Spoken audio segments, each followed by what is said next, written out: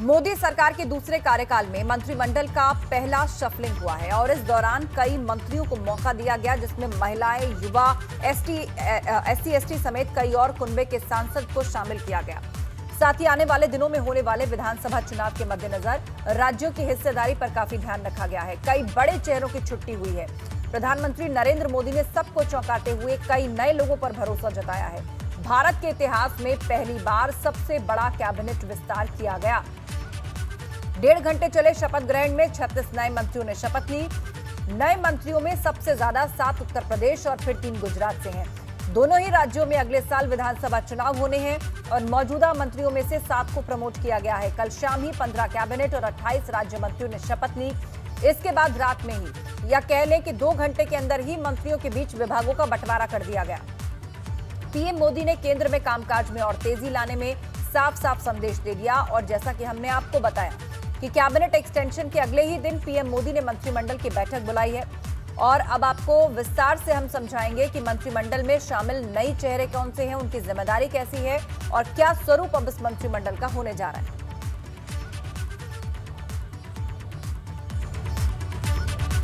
मोदी मंत्रिमंडल की नई कैबिनेट कैसी होगी, कुछ महत्वपूर्ण विभागों की जिम्मेदारी किसके पास होगी, अब ये भी आप जान लीजिए। सबसे पहले हम बात करते हैं राजनाथ सिंह की, जो कि रक्षा मंत्री हैं। उसके बाद अमित शाह के पास होम मिनिस्ट्री और साथ ही कोऑपरेशन मिनिस्ट्री का चार्ज रहेगा, जिसको हाल ही में बनाया गया है। अपनी तरह का ये पहला और ऐतिहासिक कदम माना जा रहा है। Nitin Gadkari road transport and highway ministry का चार्ज संभालेंगे। आगे बढ़े और बात करें निर्मला सीतारामन की, तो फाइनेंस मिनिस्ट्री के साथ कॉर्पोरेट अफेयर्स का चार्ज भी इस बार उन्हें दिया गया है। इसके अलावा Narendra Singh Tomar agriculture and farmers welfare rural development का कामकाज देखेंगे, तो S Jaishankar external affairs ministry का काम संभालेंगे। इसके अलावा Piyush Goyal commerce and industry consumer affairs मंत्रालय का चार्ज देखेंगे। धर्मेंद्र प्रधान की बात करें तो एजुकेशन, स्किल डेवलपमेंट और एंटरप्रेन्योरशिप विभाग उनके पास रहेगा। Jyotiraditya Scindia civil aviation minister बनाए गए हैं। इसके अलावा Kiren Rijiju law and justice, Hardeep Singh Puri petroleum and natural gas मंत्रालय का काम देखेंगे। तो Anurag Thakur information and broadcasting के साथ यूथ एंड स्पोर्ट्स विभाग का काम संभालेंगे। यूपी उत्तराखंड के जिन 8 सांसदों ने राज्य मंत्री पद की शपथ ली है, चलिए उनकी तस्वीर आपको दिखाते हैं और उनके बारे में जानकारी देते हैं।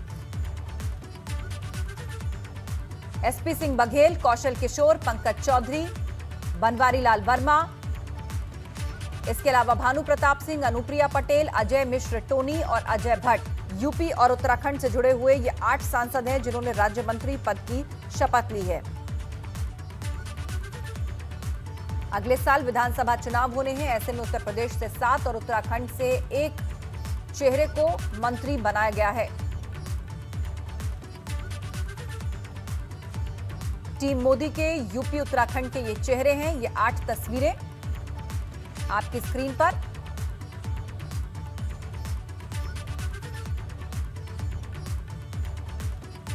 तो मंत्रिमंडल विस्तार के बाद आज मोदी मंत्रिमंडल की पहली बैठक होने जा रही है। इस वक्त की अहम खबर, आज शाम 5 बजे कैबिनेट की बैठक है और फिर शाम 7 बजे मंत्रिपरिषद की बैठक होने जा रही है। कल ही हुआ है मोदी मंत्रिमंडल में बड़ा बदलाव और उसके बाद आज शाम 5 बजे मंत्रिमंडल की बैठक होने जा रही है और शाम 7 बजे मंत्रिपरिषद की बैठक होगी। बदलाव और विस्तार के बाद आज ये बैठक काफी अहम है। तो कल मंत्रिमंडल में बदलाव और विस्तार और आज कैबिनेट की पहली बैठक, उसके बाद मोदी मंत्रिमंडल की आज शाम 5 बजे पहली बैठक है। कुल 43 नए मंत्रियों ने शपथ ली है। आज शाम 5 बजे नई कैबिनेट की पहली बैठक और शाम 7 बजे मंत्रिपरिषद की बैठक।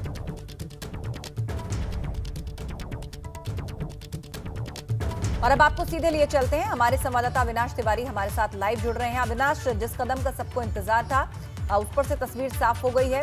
मोदी मंत्रिमंडल में जो नए चेहरे हैं, जिनके जैसा हर बार कहा जाता है कि जिन नामों की चर्चा होती है लेकिन रेस में कितने आगे हैं कितने नहीं है, उस पर कयास जरा कम ही होते हैं। तो एक बार फिर से यूपी की बात करें खास तौर पर, तो 7 ऐसे सांसदों को चुना गया जिनमें से ज्यादातर लोगों की बात करें तो गैस किसी का आसपास भी नहीं था कि इनको भी मंत्री बनाया जा सकता है।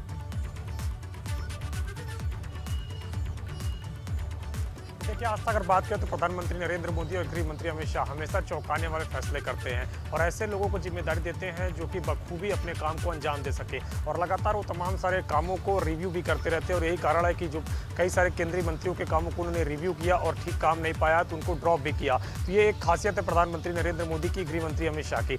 उत्तर प्रदेश से अगर बात करें तो 7 लोगों को शामिल किया गया है, जिनमें अनुप्रिया पटेल पहले भी केंद्रीय मंत्रिमंडल में रह चुकी हैं। बाकी अन्य 6 चेहरे बिल्कुल नए हैं, कुछ ऐसे हैं जो संगठन से आए हैं और अब उनको सरकार में काम करने का मौका मिलेगा। उनमें खासतौर से अगर बात करें तो वीएल वर्मा की, वो क्षेत्रीय अध्यक्ष तक रहे हैं उत्तर प्रदेश में, पश्चिमी उत्तर प्रदेश के ब्रज प्रांत के क्षेत्रीय अध्यक्ष रहे हैं। तो संगठन को उनको एक अच्छा खासा अनुभव है। 2017 के चुनाव में वो संगठन के लिए काम कर रहे थे और अब सरकार के लिए काम करेंगे। तो काफ़ी महत्वपूर्ण जिम्मेदारी उनको दी गई है और बड़ा पोर्टफोलियो भी दिया गया। उत्तर प्रदेश के जो सांसद हैं, वो जो मंत्री बने हैं, उनको बड़ा पोर्टफोलियो दिया गया है। इनमें अगर बात करें तो अजय मिश्रा टेनी, जो कि खीरी से सांसद हैं, उनको गृह राज्य मंत्री बनाया गया है। उत्तर प्रदेश में आखिरी गृह राज्य मंत्री आरपीएन सिंह हुए थे, जो कि कुशीनगर से सांसद थे। यूपीए सरकार में वो गृह राज्य मंत्री रहे हैं और अब अगर एनडीए सरकार की बात करें तो पहली मर्तबा उत्तर प्रदेश से कोई गृह राज्य मंत्री बना है। तो ये काफ़ी बड़ी बात है। इसके अलावा अगर बात करें तो पंकज चौधरी, जो कि महाराजगंज से सांसद हैं, 6 बार के वो सांसद हैं और महाराजगंज में उनकी इतनी लोकप्रियता है कि वहाँ से उन्होंने सभासद से लेकर और सांसद तक का सफर तय किया है। तो उनकी लोकप्रियता का ही कारण है कि उनको भी मोदी सरकार ने प्रमोट किया है और वित्त राज्य मंत्री बनाया है। काफ़ी अहम मंत्रालय है ये भी,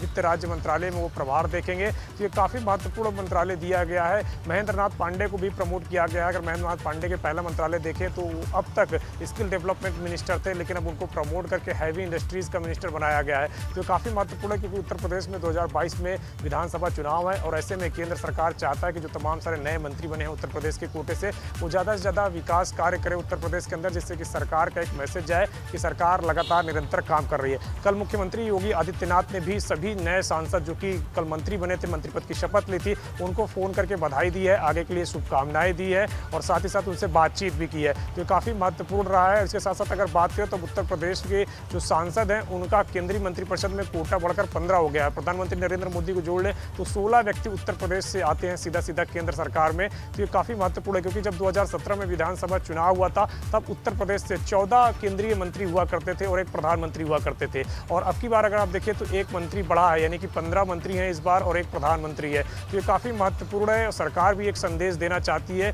कि हाँ, उत्तर प्रदेश के साथ साथ वो तमाम सारे देश के अन्य राज्यों का भी ख्याल रख रहे हैं, लेकिन उत्तर प्रदेश चूंकि बड़ा राज्य है, बड़ी आबादी यहाँ पे बसती है, तो उसका विशेष तौर पे ख्याल रखा गया है। उत्तराखंड की वहीं अगर बात करें तो अजय भट्ट को बनाया गया है रक्षा राज्य मंत्री और पर्यटन राज्य मंत्री। तो ये भी बड़ा एक मंत्रालय उनको दिया गया है क्योंकि अगर आप देखिए तो उत्तराखंड में ये कहा जाता है कि लगभग हर दूसरे घर में एक सैनिक है। तो सैनिक परिवार काफ़ी ज़्यादा उत्तराखंड के अंदर रहते हैं, इसीलिए उनको शायद रक्षा राज्य मंत्री बनाया गया है। और पर्यटन की अपार संभावनाएं हैं उत्तराखंड में और पर्यटन राज्य ही कहा जाता है उत्तराखंड को। वहाँ पे जो व्यक्तियों के मुख्य आय का स्रोत है वो पर्यटन की वजह से ही है। उनको पर्यटन राज्य मंत्री भी बनाया गया है, जिससे कि उत्तराखंड से दोनों मंत्रालय उनके संबंध रखते हैं। उत्तराखंड में भी विकास की वो अपार संभावनाएं हैं। अब चूंकि विस्तार हो चुका है, तमाम सारे जो मंत्री हैं उनके पोर्टफोलियो भी बांट दिए गए। ऐसे में आज प्रधानमंत्री नरेंद्र मोदी पहले 5 बजे तमाम सारे अपने कैबिनेट के सहयोगियों के साथ बातचीत करेंगे कि आगे अब किस तरीके से तेज गति से काम करना है, क्योंकि पिछले 2 साल में देखें तो कोरोना की लहर ने काफ़ी कुछ बर्बाद किया है, अर्थव्यवस्था को नुकसान पहुँचाया है, काफ़ी जनजीवन को भी नुकसान पहुँचाया है। तो इसको किस तरीके से अब आगे काम किया जाए। उसके बाद फिर मंत्रिपरिषद की बैठक होगी जिसमें तमाम सारे राज्य मंत्री और इसके अलावा स्वतंत्र प्रभार के जो मंत्री है वो भी बैठक में शामिल होंगे। उनके साथ भी प्रधानमंत्री बातचीत करेंगे और आगे के कामों को लेकर एक मंत्रणा तैयार होगी, एक मंथन होगा। बिल्कुल, तो कुल मिलाकर कुछ नए चेहरों पर, युवाओं पर भरोसा इस बार जताया गया है और आने वाले समय में जो विधानसभा चुनाव है उसको भी ध्यान में रखते हुए कई फैसलों पर साफ इसका असर नजर भी आता है। बहुत शुक्रिया जानकारी के लिए अविनाश।